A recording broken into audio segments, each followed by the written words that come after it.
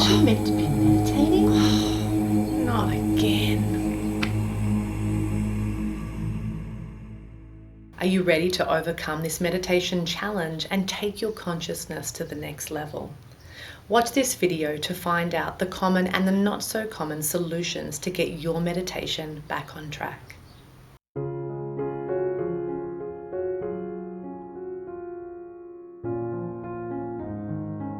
Hello, my name is Illura from thesacredgates.com and welcome to another video. If this is your first time here and you want to learn how to experience meditation that is healing, receive spiritual practitioner tips and guided meditations, start now by subscribing and clicking the bell so that you don't miss anything. So many of us experience that feeling, that lull, that seductive feeling just to go to sleep while we're meditating. But what ends up happening when we fall asleep or continuously are kind of in the state of falling asleep while we're meditating is that we cut ourselves off from entering into deeper states of altered consciousness and receiving the gifts and the jewels that are just kind of like underneath the surface there. The challenge of falling asleep while meditating comes from the fact that most people associate relaxation and softness with sleep, but they're not the same thing. Hence, it's kind of an illusion that we need to overcome in order to take our meditation to the next level. Unless you're simply not getting enough sleep, then falling asleep while you're meditating often has nothing to do with actually being tired. It actually often has to do with just stopping and relaxing and softening, and suddenly you feel really tired because it may be the first time you've actually stopped for the first time that day. And it's just an association with sleep that causes us to suddenly feel really tired. Most people who feel sleepy when they're meditating, if they stopped meditating, they'd be up cleaning the house, cooking dinner, going for a walk, talking to a friend. The second that they stop and meditate, they get really, really sleepy. What you may have experienced when you're meditating and you're starting to notice that you're falling in and out of sleep, it's like you're walking a tightrope. On one side you have formlessness, the unconscious, the state of sleep, and on the other side you have form, consciousness, conscious awareness. And you kind of like go in between the two, and one is either winning and one is not. So you kind of go from like being quite aware and awake and maybe even a little bit too tense to suddenly just like nodding off and kind of falling asleep. In this video, I'm going to give you 11 solutions that can help you walk that edge and get control and overcome the illusion that relaxation and softness means that you need to go to sleep. So watch to the end of the video to learn the 3 extra special practice tips. Consistent practice is really important if you want to overcome any obstacle in your life, whether it's diet, whether it's spiritual practice, whether it's a goal in sports or martial arts or study, learning a language. So you have to have consistent practice so that you can continually course correct and understand you need something to give you feedback. So you need to have consistent practice. Getting enough sleep is really important. You can overcome a normal amount of sleep through meditation, but that may be too advanced for you or something you're just not interested in, and fair enough. It's not for everybody.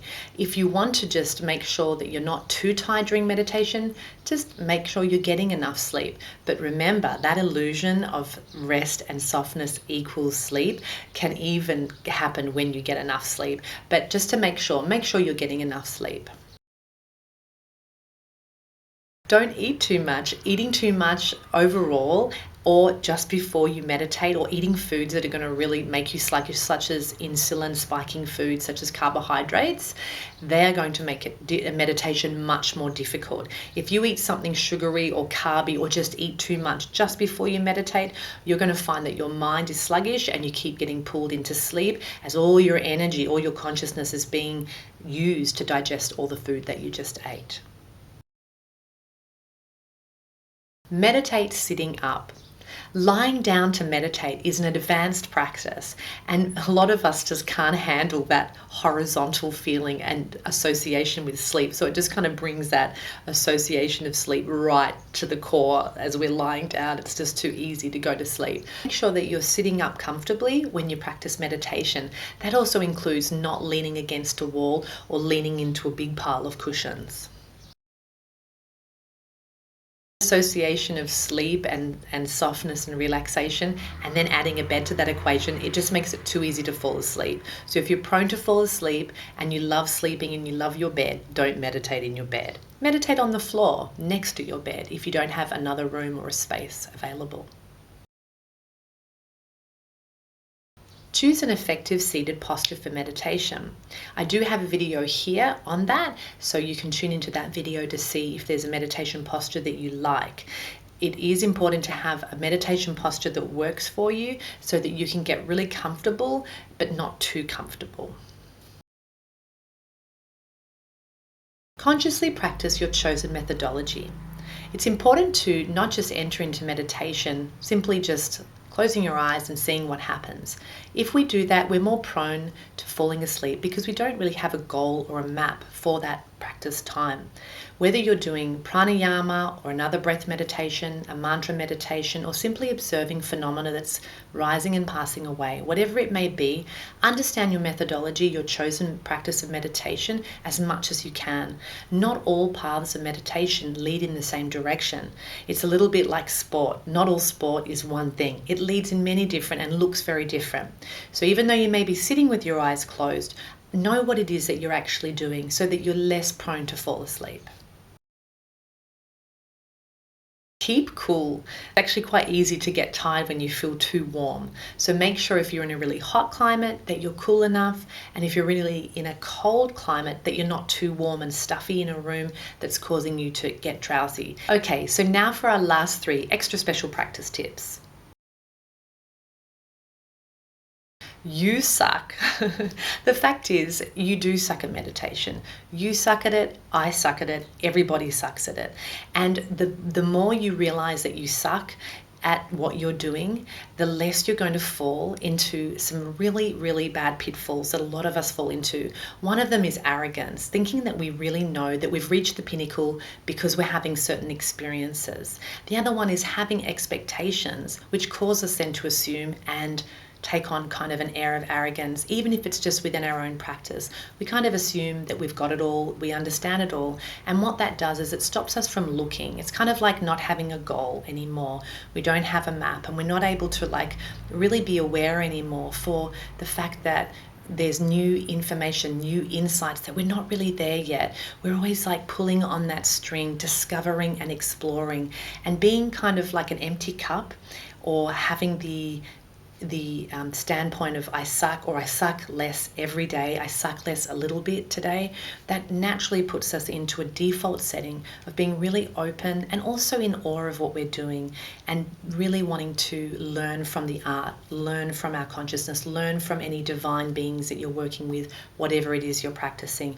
You're already more open rather than closed and restricted. So practicing the you suck and kind of telling yourself that a little bit while you're practicing, and it's not meant to be so that you completely lose confidence. It's more if you're prone to arrogance and thinking that you've already got it, and a lot of the time that'll go undetected in your practice, but it can really negatively impact. And so in terms of sleep and getting drowsy, what that does is when we're more aware that we suck, we're more, as I said, open, we're more aware, and we're more on point, we're more open, and that openness allows us to have more spaciousness, and that spaciousness gives us energy. It leaves literally more room for growth and wakefulness, awareness, consciousness, which will give you the energy to stay awake during your meditation, because you're not I got it already. You don't want to go on autopilot, because autopilot does cause us to get sleepy.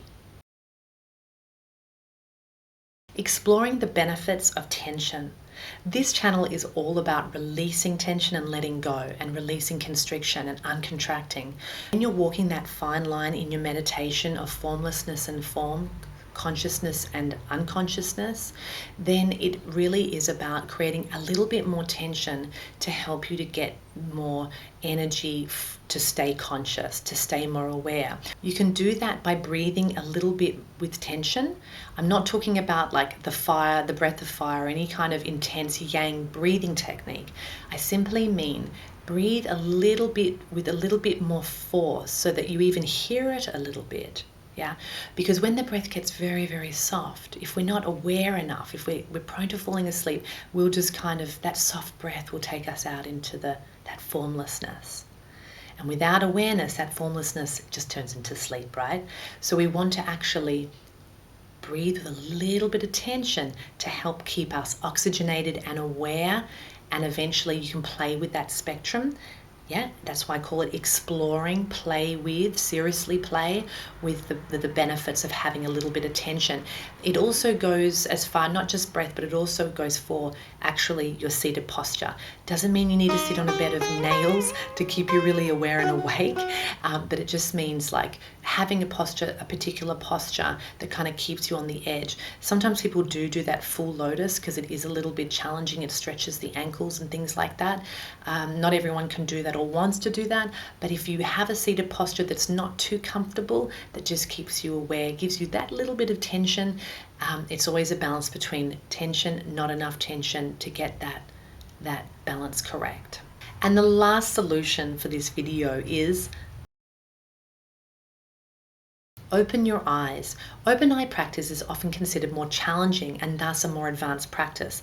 There are practices such as tantric, where you look at a candle or looking at an image, open eye meditation with a deity, something like this. But if you're actually just meditating and you're finding that you're nodding off and you're falling asleep, you can actually open your eyes, keep your eyes very, very relaxed, and just soften your peripheral vision. Your peripheral vision means that you're not looking directly at something, you're more just softening your vision so that you can see all around, just very softly. Have your eyes slightly open and just look.